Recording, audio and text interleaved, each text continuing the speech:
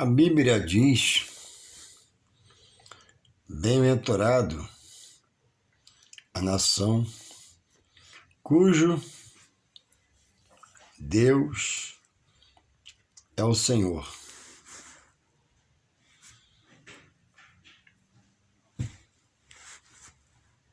E o povo que ele escolheu para a sua herança. Primeiramente, na primeira dispensação, Deus elegeu Israel para prepará-los e deles fazer um celeiro de pregadores do Evangelho para o mundo. Capacitado, preparado, qualificado pelo próprio Deus. Mas não que Deus não pudesse fazer isso, mas eles rejeitaram e a coisa mudou-se. Na graça, em Jesus Cristo, em São João 3,16 diz assim: porque Deus amou o mundo de tal maneira que deu o seu único Filho, Jesus, para que todos aqueles que nele crê não pereçam, não se perca, não seja condenado pelo próprio Deus no futuro, no juízo final, mas tenha a vida eterna com Deus. Há uma vida eterna após o julgamento final de Deus para o homem, junto com o próprio Deus, no lugar de gozo, paz, luz, alegria, refrigério, diretamente com Deus, onde é a própria luz da cidade. E uma perdição eterna, sentenciada pelo próprio Deus, para morar num lugar chamado inferno, que diz a palavra em Mateus 25:41, que Deus preparou para o diabo e seus anjos. O mal não vai a julgamento, ele já é condenado.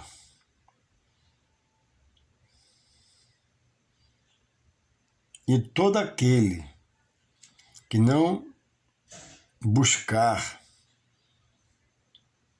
ao ser tocado pelo Espírito Santo de Deus, mudar de lado, mudar de vida e procurar reconhecer Deus e o que Ele quer para a sua chamada, todos esses, segundo a palavra, irão perecer, porque serão achados em falta naquele dia pelo próprio Deus.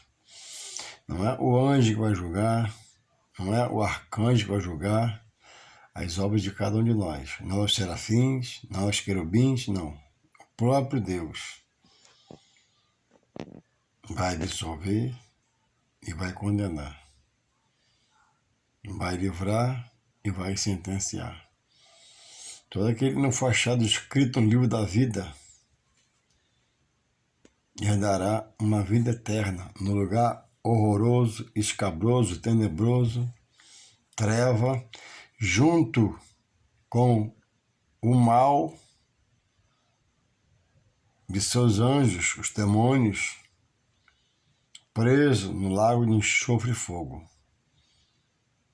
Para toda uma semana?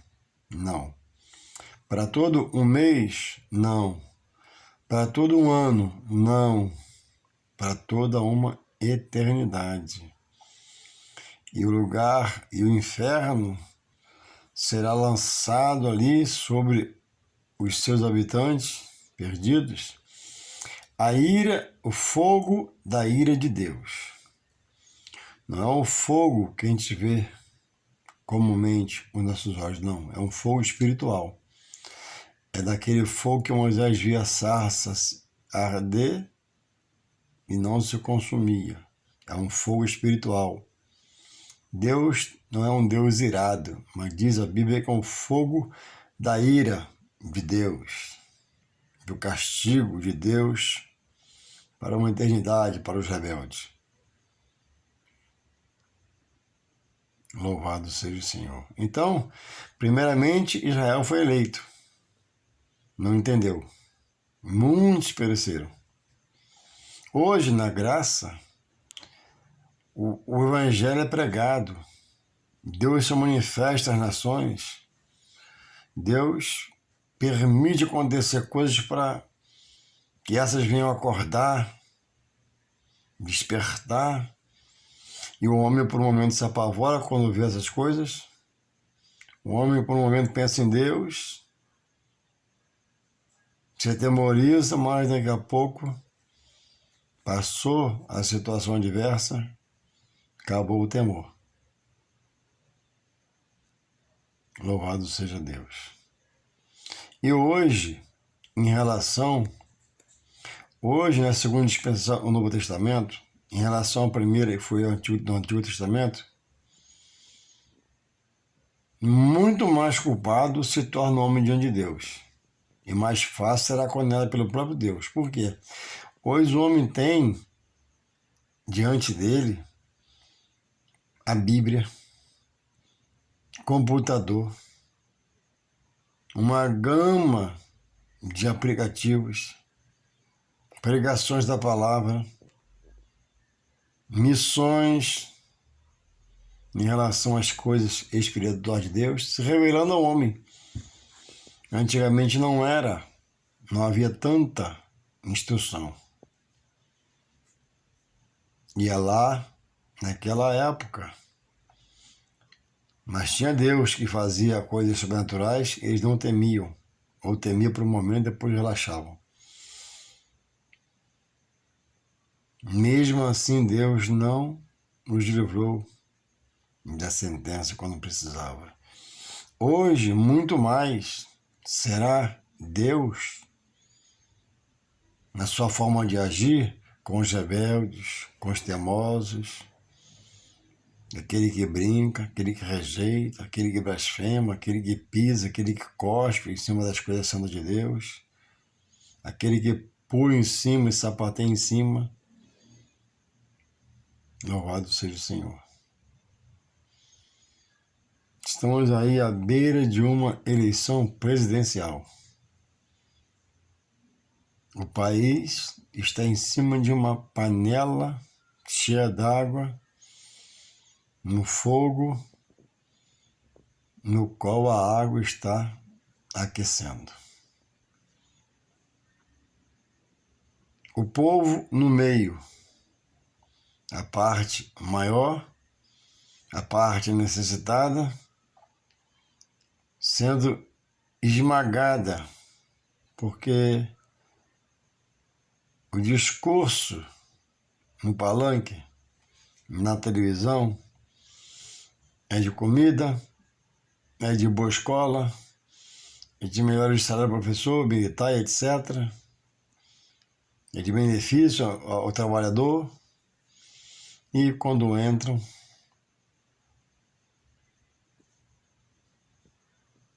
depois estão lá.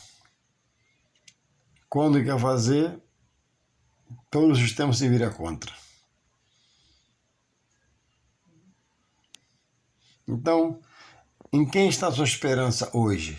Em Bolsonaro ou em Lula? São os dois mais visíveis. Em quem você aposta? Quem é o melhor? Em quem você está se agarrando? Eu, na minha visão, o que ganhar, eu vou continuar orando por ele, como oro o Bolsonaro, orei pelo Lula, porque a Bíblia manda em Romanos 13 orar por toda autoridade constituída, porque toda autoridade é constituída por Deus. Mas eu não estou preso a Bolsonaro. Eu não estou preso a Lula, se Lula entrar, ou outro, se houver um terceiro, de repente aquela zebra. A Bíblia diz, Salmo 33, verso 12, bem-aventurada a nação, a casa, o chefe de família, cujo Deus é o Senhor. A Bíblia não diz bem-aventurado, quer dizer feliz, bem-aventurado, né? Não diz que bem-aventurado é o presidente que vai ser reeleito, ou outro que foi injustiçado por votar, não. Bem-aventurado a nação cujo Deus é o Senhor, é o que governa a casa, que dirige a casa, que é o executivo da casa, que a casa atende a sua voz, que a casa olha para os céus e reconhece, os habitantes creem nele, confiam nele de uma forma radical, 100%, integralmente, totalmente. Quantos presidentes eu já vi ao longo dos meus 58 anos? Alguns cheios de força de vontade, mas há um sistema, há um esquema que norteia a coisa para não deixar andar, e uma parte quer fazer andar, a outra parte quer fazer parar. E os que vivos ficaram vivos por um momento, jubilados, aposentados, saem com um salário monstruoso, carro federal, gasolina, seguranças, inúmeras vantagens, e o povo é o povo. E tem pessoa hoje brigando por causa de Bolsonaro, tem pessoas brigando por causa de Lula. Tomara que não, mas se não se vigiarem, uns se matam ao outro por causa de Lula ou Bolsonaro, a ponto de pegar uma cadeia, uma prisão, porque estão cegos espiritualmente. Deus deve ser a força do Criador, que é Deus, do homem, deve ser a força do homem. A expectativa está em Deus, a segurança está em Deus. O que melhorará se Bolsonaro se reeleger?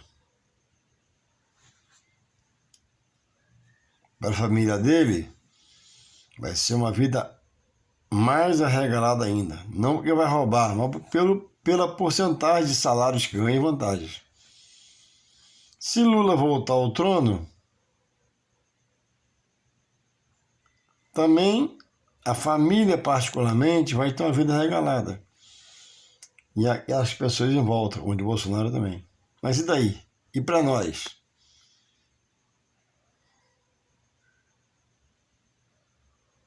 Então, meu querido, tenha a sua opção, faça a sua votação, amém? Em um e outro. Mas, faça por respeito, por compromisso cívico, respeito. Mas, olha, mantenha sua confiança em Deus. Deus não desaponta, Deus não desampara. Deus é a bondade e a misericórdia. Busque ter uma estrutura para você, para sua casa. Busque ter o seu pilar, sua base, sua torre forte em Deus, seu Criador. Aceitando a Jesus como seu Senhor e saindo da condição de criatura, passando a ser filho, está lá em João 12. Mas a tantos receberam e creram, deu-lhes o poder de ser chamado filho de Deus. Enquanto o homem não aceitar Jesus, não é filho, é só criatura. Isso é bíblico. Eis-me aqui para te ajudar, para você precisar. Só me chamar. O homem está confiando que alguém que vai se reeleger em 10 de novembro, a partir de 1º de janeiro, vai mudar tudo e vai ser uma maravilha. Há um sistema. E nesse sistema político, muito mais que em outros, está ali o dedo. Melhor dizendo, vou mudar, a mão toda do mal, agindo nas mentes dos homens, nos sentimentos dos homens, nos pensamentos dos homens, e pelas ações dos homens. O mal aflige o povo. Louvado seja o Senhor. Então, é uma palavra de despertamento para cada um de nós, para mim também. Não espere no braço de carne humano do homem, seja qual nome ele tiver.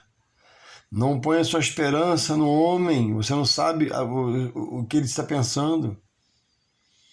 Mas ponha a sua esperança no poder de Deus. Deus é um ser imutável, infalível. Diz e cumpre, promete, faz. Em Deus não há sombra de variação, em Deus não há dúvida, em Deus não há incerteza. Até o não de Deus, ele vem contemplado com livramento. Deus não está te concedendo porque ele sabe que amanhã você vai tropeçar naquilo, cair naquilo, não vai ser bom. E fechou essa porta, mas vai abrir outra. O que Deus quer é a nossa perseverança nele. E só Ele render toda a nossa honra, nossa glória e nosso louvor. Tivemos aí um que se intitulava cristão, Eduardo Cunha. Quanto escândalo! E outros mais. Tivemos aí homens, há pouco tempo, que eu via hoje como presidente, nos tempos de hoje. Um deles era o Garotinho, quando chegou, muito sério, muito justo, muito do povo. Garotinho, acabou-se. Depois eu vi Sérgio Cabral, ajudando a terceira idade. Via ele um postulante a presidente da República. Cadê Cabral? Virou um lixo. Não pode nem tomar um café na padaria. Não pode ir no shopping, fazer nada. E outro mais que apareceram. Então, o homem é momentâneo. O homem é passageiro. O homem tem um tempo corriqueiro. E no meio do caminho, muitos se desviam. Você imagina hoje uma noite de um homem como Sérgio Cabral? Ser quem ele foi, ser quem ele era, e agora confinado. Garotinho inelegível.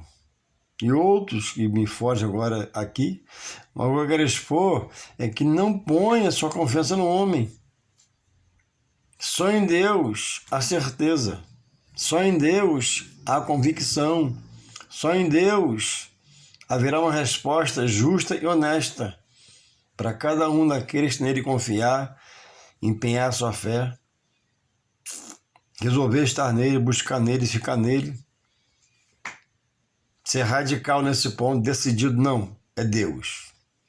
Deus é o meu Deus. E eu elejo Deus, eu sou da minha casa. Eu elejo Deus, o governante do que eu tenho. Deus será o meu executivo. A primeira palavra e a última palavra. Eu vou tentar prestar nele, segundo a sua palavra, aprender dele, e ele vai me honrar.